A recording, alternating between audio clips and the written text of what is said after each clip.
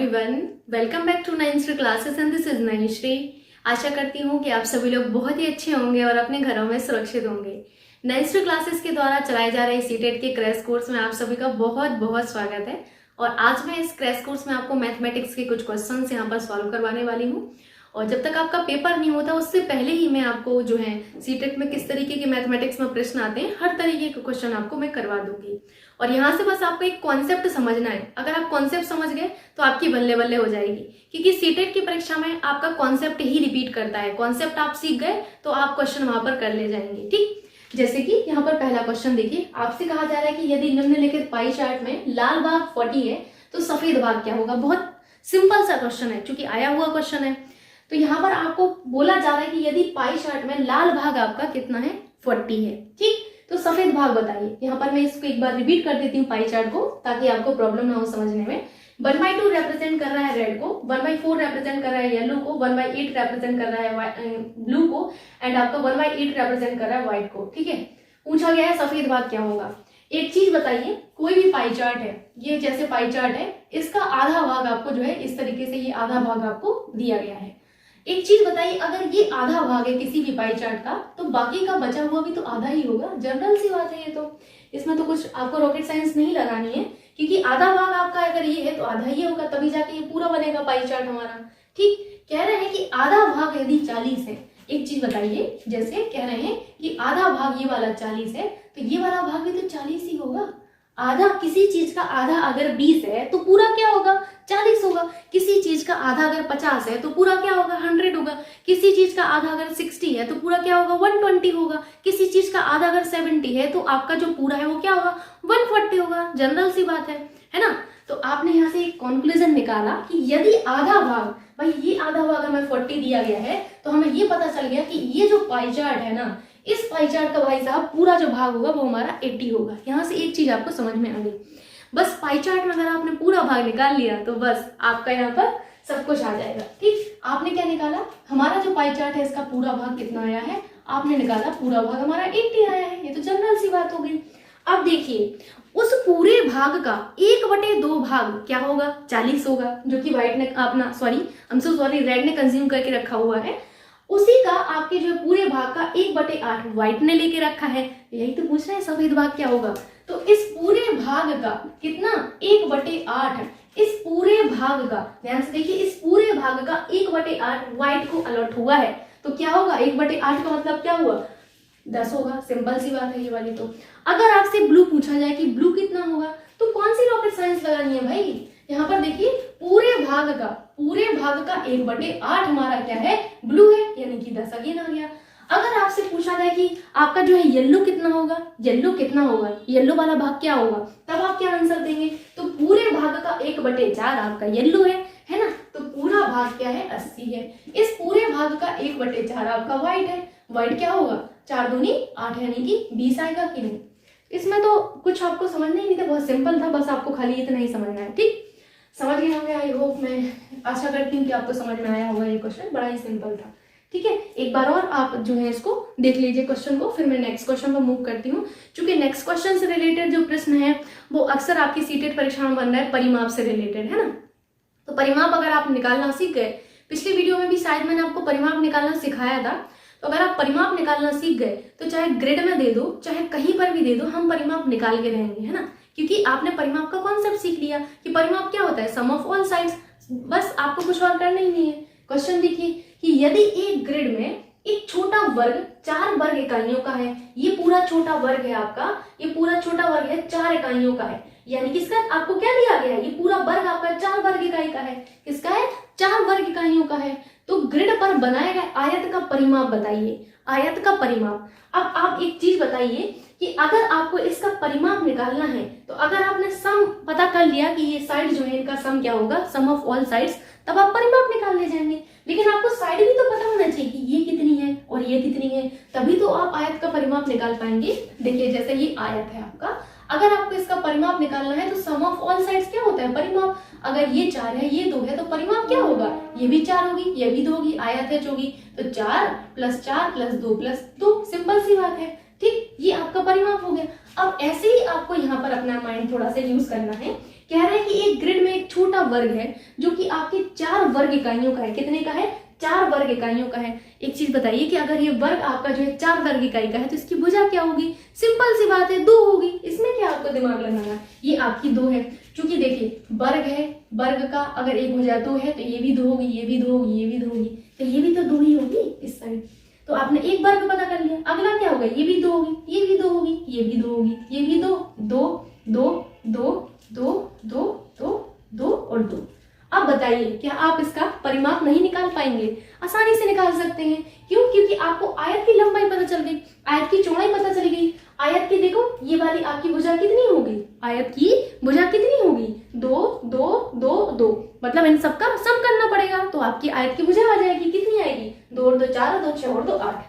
यानी कि आपकी आयत की ये वाली भुजा कितनी आई है? 8 आई है। अगर मैं इसको ए मान लूं, कंसीडर किया, इसको बी और इसको सी और इसको डी। अब यहाँ पर आयत का परिमाप अगर कहूं तो क्या होगा? ए बी, ध्यान से देखिएगा, A B plus B C plus आपका डी सी प्लस क्या होगा? ए डी होगा। सिंपल सी बात है, देख लीजिए इसको एक बार।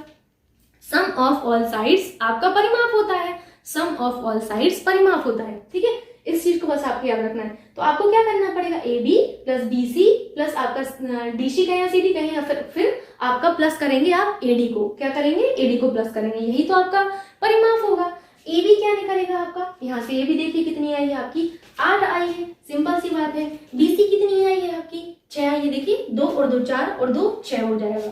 फिर आपका डी सी कितना है? अगेन आपका 8 होगा और आपका ए डी कितना है? 6 होगा। इसको आप सम कर लीजिए। सिंपल सी बात है, इसमें तो आपको कुछ अलग से करना ही नहीं था, लेकिन परिमाप से रिलेटेड क्वेश्चन आपका अक्सर बन रहा है परीक्षा में, इसीलिए आपको परिमाप सीख लेना चाहिए, है ना। तो इसमें आप आसानी से कर सकते हैं। ठीक, अगला यहाँ पर क्वेश्चन देखिए कि निम्नांकित ठोस आकार का निरीक्षण कीजिए। निम्न में से कौन सा दिए गए ठोस की ऊपरी सतह का दृश्य है? कोई सा भी यहाँ पर आपको अलग से माइंड यूज नहीं करना है। एक चीज सोचिए कि यहाँ पर आप खड़े हुए हैं, मान के चलिए कि आप यहाँ पर छत पे खड़े हैं। ठीक, ये आपका प्यारा सा छत है। ठीक है, ये आपकी छत है। यहाँ पर ये जो है आपकी रखी हुई है। अगर मैं छत को यहाँ कर दूं तो आप अच्छे से उसको देख पाएंगे। ठीक है, ये आप छत पर खड़े हैं और ये जो है आपका ठोस आकार ये नीचे रखा है। अब इसका निरीक्षण करिए। अब आप ऊपर से टॉप व्यू देखिए, इसका टॉप व्यू इसका कैसा दिखेगा? क्या सिर्फ आपको ये वाला दिखेगा? ध्यान से देखिए, नहीं नहीं, है ना। क्यों? क्योंकि आपको ये भी दिखेगा, ये भी दिखेगा, ये भी दिखेगा, ये भी दिखेगा। जनरल सी बात है। टॉप व्यू देखिए, आप ऊपर छत पर खड़े हैं, आपको क्या दिखेगा? ये दिखेगा, ये दिखेगा, ये दिखेगा, ये दिखेगा।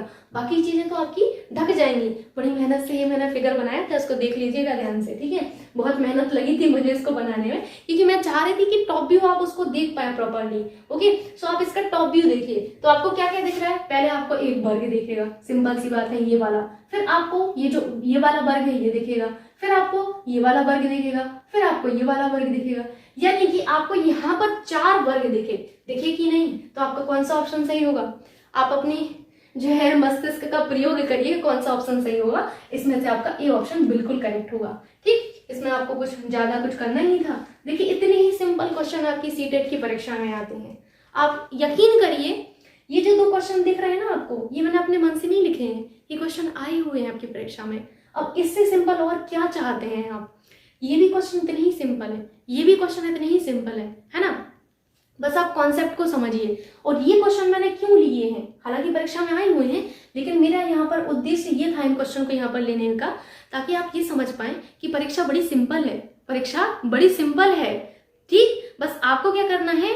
आपको अपनी बुद्धि का प्रयोग करना है यहाँ पर। ठीक है, देखिए, ठीक, इसको समझ गए होंगे आप। अगला देखिए, 1 किलोग्राम का 2/5वां भाग क्या होगा? ठीक, तो बताइए 1 किलोग्राम का 2/5वां भाग क्या होगा? ये तो बहुत सिंपल सी बात हो गई। 1 किलोग्राम का 2/5वां भाग क्या होगा? 1 किलोग्राम में 1000 ग्राम होते हैं, इसका 2/5वां भाग क्या होगा? सिंपल सी बात है ये तो। ठीक, तो क्या हो जाएगा? 5 दूनी 10, 0 0, 200 गुणा 2 यानी कि 400 आ जाएगा। ठीक है, तो क्या हो जाएगा? 400 आया कि नहीं? इसका आंसर क्या हो जाएगा आपका? 400 हुआ कि नहीं? सिंपल था कि नहीं?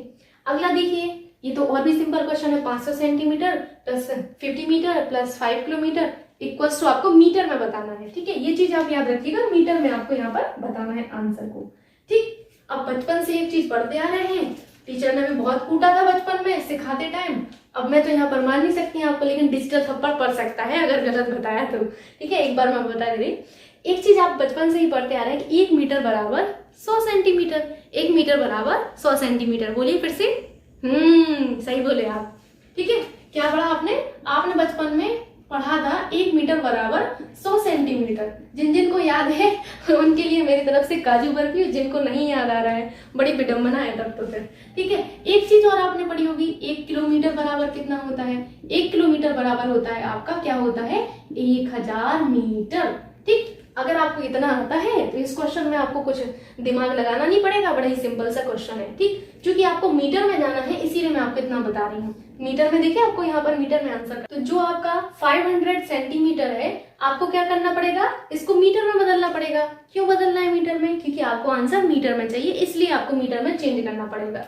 ठीक है, तो 500 सेंटीमीटर जो है इसको आप किस में बदलेंगे? मीटर में बदलेंगे। सिंपल सी बात है, तो कितना आ जाएगा? 5 मीटर आएगा कि नहीं आएगा? अब अगला देखिए, जो 50 मीटर है इसको आपको चेंज करना ही नहीं है। क्यों नहीं करना? क्योंकि ऑलरेडी मीटर में है, आंसर भी मीटर में चाहिए है, तो हमें इससे कोई छेड़खानी करना ही नहीं है। तो आप यहाँ पर 50 मीटर अपना लिख लीजिए। ठीक है, सिंपल सी बात है। अगला देखिए, 5 किलोमीटर लिखा है। अब किलोमीटर को मीटर में चेंज करना है, क्योंकि मैंने अभी सिखाया कि 1 किलोमीटर में 1000 मीटर होते हैं। 1 किलोमीटर में 1000 मीटर, तो 5 किलोमीटर में 5000 मीटर होंगे। सिंपल सी बात है, ये तो कितना होगा? 5000 मीटर हो जाएगा। बस कुछ नहीं करना आपको, इन तीनों को जोड़ लीजिए, आपका आंसर आ जाएगा। ठीक है, तो ऐसे ही सिंपल सिंपल से क्वेश्चन आते हैं आपकी सीटेट की परीक्षा में। ठीक है, बस आपको क्या करना है, अपने कॉन्सेप्ट को, अगेन मैं कहूंगी, बस अपना कॉन्सेप्ट क्लियर रखिए, आपका पेपर बहुत ही अच्छा जाएगा। बाकी अपनी तैयारी करते रहिए। तो आज के लिए बस इतना ही, मिलते हैं नेक्स्ट वीडियो में, तब तक के लिए बाय, टेक केयर।